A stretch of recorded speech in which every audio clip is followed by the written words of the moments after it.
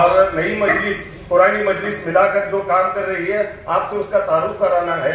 जैसा कि जब मजलिस में 2012 में याकूब भाई, हमारे फारूक भाई, अताउल्लाह पठान, वसीम भाई, इरफान, हम सब लोग जब शुरुआत काम कर रहे थे, तो हम जब काम करते थे हमको जो तकलीफ हुई वो हमने अनवर साहब को भी बताया, फारूक भाई को बताया, और गावड़े साहब की तब से ही है हमारे साथ 2013-14 से।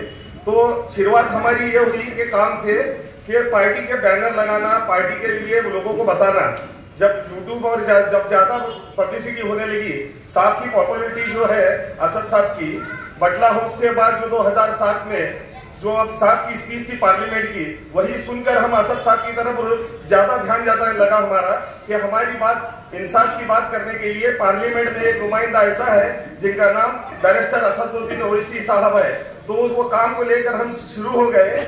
जैसे जैसे काम बढ़ने लगा, लोगों की तकलीफ बढ़ने लगी, और बहुत सारे मजलिस के हमारे कारकुन हैं जिनको झगड़े हुए, उनको तकलीफ हुई, उनको कंप्लेंट हुई, और शकील भाई जो माजी अध्यक्ष है उन्हें उनको भी तकलीफ हो गई। तो शुरुआत तो काम की ऐसी हो गई, तब लोग हमको बोलते थे फारूक भाई कि ये जमात जो है इसको कुछ तजुर्बा नहीं, सोलापुर का, महाराष्ट्र का, और हमको कहते थे कि आप लोगों के पास जो है सिर्फ जज्बा है, तजुर्बा नहीं। तो हम कहते थे कि आपके तजुर्बे से ज्यादा हमारा जज्बा है। उसी जज्बे को लेकर हमने चला, और 2014 में 37,000 मतदान लिए हमने। 2017 में 10 कारपोरेटर जीत के आए और 7 या 6 कारपोरेटर सेकंड नंबर पे आए। तो इसी जज्बे के साथ 2019 में ये जमात काम करने लगी, और हमारी टीम और आप सबका साथ रहा। इसलिए फारूक भाई भी चंद दिनों में 38,000 मतदान लिए। तो मैं आपसे यह कहना चाहूंगा कि जब हमारे पास सिर्फ जज्बा था, लोग कहते थे कि तजुर्बा नहीं, आज हमारे पास 10 साल का तजुर्बा है, और उसके साथ साथ ये वही जज्बा है। उसी जज्बे के साथ 2024 में हम इंशाअल्लाह फारूक शाब्दी को आमदार बनाएंगे, एमआईएम पार्टी को आमदार बनाएंगे। हमारा मकसद पार्टी को आमदार बनाना इसलिए है कि सोलापुर में माइनॉरिटी की तरफ से, जैसे कि मुस्लिम, दलित और क्रिश्चियन जो भी पूरी माइनॉरिटी है, उनका नेतृत्व करने वाला कोई नहीं, उनकी बात रखने वाला कोई नहीं। तो हम चाहते हैं कि 2024 में दलित, मुस्लिम, बाकी जो माइनॉरिटी है उनके बात करने वाला सोलापुर से एक नुमाइंदा पहुंचे।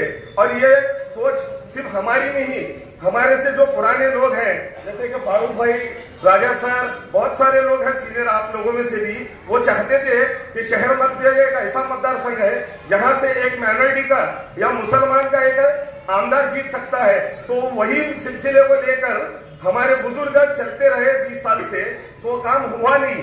कहाँ तो कहाँ धोखा मिला, किसी न किसी पार्टी ने हमको धोखा देते रहा, किसी आड़म मास्टर को लाकर धोखा दिया, कभी किसी लाकर धोखा दिया।